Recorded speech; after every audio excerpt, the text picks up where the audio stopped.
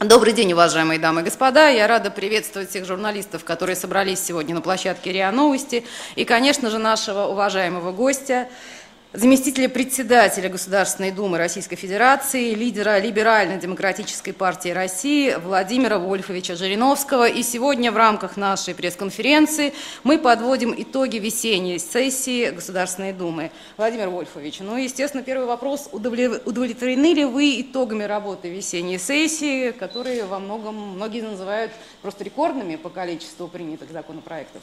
Оппозиция не может быть никогда удовлетворена, иначе будут говорить, что мы как бы подыгрываем власти. Конечно, все работали, как физическая работа и умственная, очень много, но проблема в эффективности. Допустим, мы долго занимались законом о торговле. Он принят. Поправка от ЛДПР не прошла, по которой мы ограничивали возможность надбавок.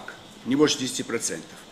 Мы понимаем, что есть то техническое большинство, которое свои цели преследует, но тем не менее мы все равно вносим поправки в те законы, которые считаем необходимыми.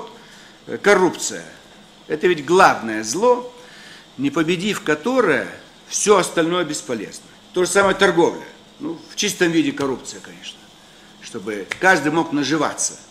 Ведь у нас цены на литр молока от коровы уже сравнялись с Европой. Спасибо, Владимир Вольфович. Смотрите, сколько рук. Наверное, перейдем к вопросу. Пожалуйста, давно надо пойти.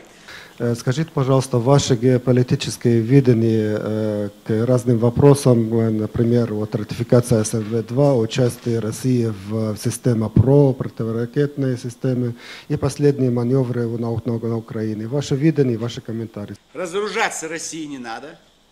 У нас и так уже остается очень мало ракет. Почему? Потому что система ПРО развивается у США.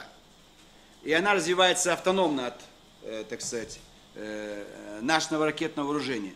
И чем меньше у нас ракет, а у них более совершенная система ПРО, тем меньше ракет могут проникнуть на территорию противника. Поэтому сегодня это вредно для нас, разоружение, и ЛДПР не будет поддерживать ратификацию. Я думаю, американцы до ратификации не доведут, потому что сейчас у них нет необходимого большинства, а в ноябре они его потеряют, большинство в обеих палатах. НАТО, ведь план, у каждой организации есть план. По плану должны быть и учения. Мы не поддержали ратификацию договора с Украиной, потому что мы знали, что будет вот так, что Украина получит от нас деньги, а будет также допускать натовские корабли в Черное море, проводить с ними учения. Ведь не обязательно вступать в организацию. Это как отношения мужчины и женщины. Не обязательно идти в ЗАГС. Вы можете иметь семью еще сильнее, чем те, кто в ЗАГСе были. Они в ЗАГСе пришли и разбежались по разным квартирам. А вы без ЗАГСа в одной квартире живете. Очень любите, у вас есть дети, вы все совместно делаете. Это Украина, она может не вступать в НАТО. Но НАТО будет присутствовать на Украине. Каждый день и каждый час. Поэтому мы не стали поддерживать ратификацию. Видите, Владимир Вольфович, вы много говорили о коррупции здесь. Как вы прокомментируете предложение ваших коллег по партии клеймить тех, кто берет взятки? Не кажется ли вам это неким средневековым таким предложением? Спасибо. Конечно. Почему появляются такие проекты? Это не мой. У меня бы никогда такой идеи не возникло. Потому что я заслуженный юрист, доктор философских наук. Я против любого насилия, агрессии и так далее. Это ответ молодого поколения. Фракция ЛДПР самая молодая. Это средний возраст 40. А так там полно ребят, которым до 30. То есть, безвыходное положение. Но все видят, что ничего не получается у власти. Все законы приняты. Все декларации опубликованы. Вся информация есть, но коррупция же не уменьшается, а увеличивается. Поэтому это как бы своего рода революция в законодательстве. Но другого пути нет. Бесполезно. Ведь стоит принять такой закон, и многие перестанут брать взятки. Хотя бы одного покажите, вот клеймо поставили. Миллионы испугаются. То есть это как бы состояние отчаяния. Скажите, как вы прокомментируйте взрыв на ГЭС в Кабарде.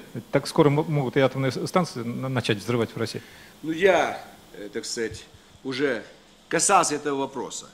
То есть, если обычные теракты против людей не будут эффективными, власть не будет как-то реагировать на это, то они будут стараться взрывать водохранилища. Это сразу вызовет, конечно, бунт. Воды и так вот нет сейчас, обстоятельств, еще питьевой не будет воды. Или гидростанции, любые источники, где энергия. Это способ создать напряженную обстановку в стране. Вот. Мы этого не хотим. Это не наша задача. И для этого используется в основном, конечно, регион Кавказа. Там это легко сделать.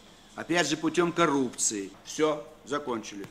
Спасибо большое, Владимир Вольфович. Сессии. Мы вас обязательно позовем, мы всегда рады вас видеть. И хочу только поблагодарить за интересные и подробные ответы на вопросы. Спасибо. Всего Зюганов доброго. вам этого не скажет. Игорь Злов и Миронов. Поэтому мы всегда Они приглашаем и большевики, рады видеть коммунисты. вас.